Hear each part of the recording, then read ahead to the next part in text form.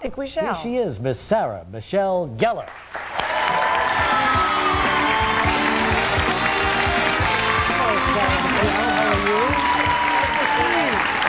How are you?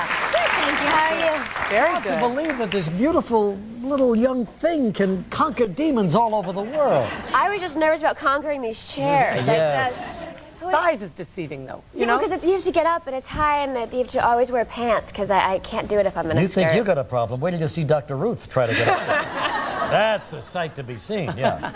So anyway, you have conquered. Now, tell me about the demons. Are they, you think, a form of the devil, or who are these demons? I think they were all my junior high school teachers. So it's payback time. It's payback time. We actually, the wonderful thing about the show is we're using these monsters as sort of a metaphor for high school life, because when you think about it in actuality, there's really nothing scarier than high school. So it's just sort of... Oh, really? Just wait. It's a terrifying time. Yeah. Especially now. As a matter of fact, I think I read just the other day that one of the Buffy shows had to be canceled because you were too close to a real-life tragedy. We had an episode where Buffy hears voices and there is a threat of school violence, and we felt that due to the tragedy in Columbine, it was the wrong time to air it. Although I really, really strongly believe that we need to air it because it happens to be a really, really important message with a wonderful episode with a wonderful message. And I think that because this tragedy exists, instead of turning our head, and we need to confront it, and we need to put it out there that it's wrong, that there are consequences. So I'm a really big supporter that the show needs to air, and that we need to remember that this is just a form of entertainment, and the lessons are learned in the end. You know, you've got an enormous teenage audience, young people audience. Do you think that your show really has an impact on them? That's a good question. I would certainly hope so. I know that when I was growing up, there weren't wonderful role models with Buffy, and you know, with a daughter, it's like you want them to have girls that are strong, that are independent, that are smart. And compassionate. I would like to see a little more compassion. Were Valley girls. They were either a nerd, because they were the smartest girl in the class, or they were a Valley girl. They were dumb. Or a tramp. You gotta have a tramp. Yeah, a tramp. Facts of Life, the epitome show. So I think it's wonderful that they have a character like Buffy who can really take care of herself. And so I hope Buffy and Willow are role models for that reason. I hope so, too. But you know, you've been in this business 16 years, somebody said, huh? Oh, I got 16. My gosh. And you look about 16. Thank you. If you look real closely, you soap opera fans, you probably remember seeing her on Days of Our Lives. Won an Emmy playing Erica Kane's... No, All My Children. All My Children. It's Days of Our Lives, All My Children, but you won an Emmy playing Erica Kane's daughter, Yes, huh? I did. Yes. I did my second year on the show. And then what happened to her daughter? She went back to the trailer park that she came from and got remarried. And I graduated from high school. Good. We're so glad things worked out. And then when did you get the call to go to Hollywood? I guess you were working in New York. I was working in New York, and I just graduated high school. I just finished the show, and it was sort of that time where you need to make a decision. Do I want to go to college and do something else, or is this something I really want to try? So I moved to LA, and it was about 6 or 7 months when I got the pilot of Buffy. Moved by yourself? I did it first, although actually I originally got the role of Cordelia.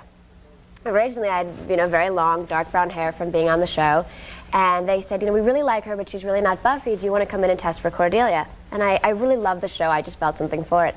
So I went in and I tested for Cordelia, and I got it. And they kept searching and searching, and it was really getting close to airtime, and they hadn't found a Buffy.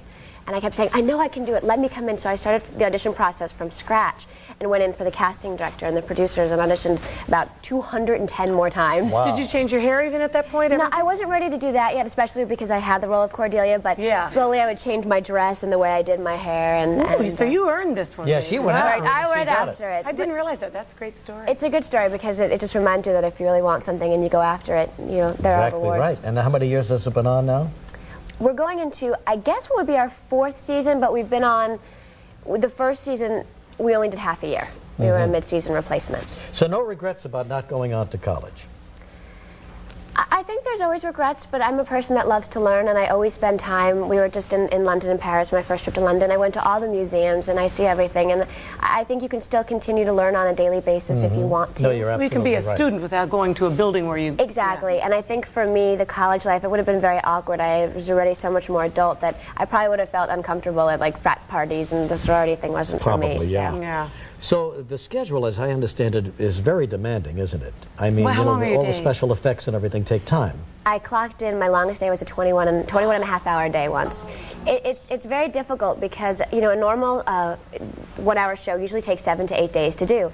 We have the same 7 to 8 days, but if on top of that you add the time we spend for the computer graphics as well as the stunt sequences, a 5-minute stunt sequence, which give or take is what it is at the end of a show, will take almost 2.5 days to shoot. They're very long hours. Well, do you enjoy it though, or is it grueling? I love it. I can honestly say I'm so proud to be on the show and proud to produce the show that we produce, and it's such a thrill to go to work every day, and I think that's the greatest gift, to get up every morning and say, I'm going to a Hey, job we feel I the love. same way around here.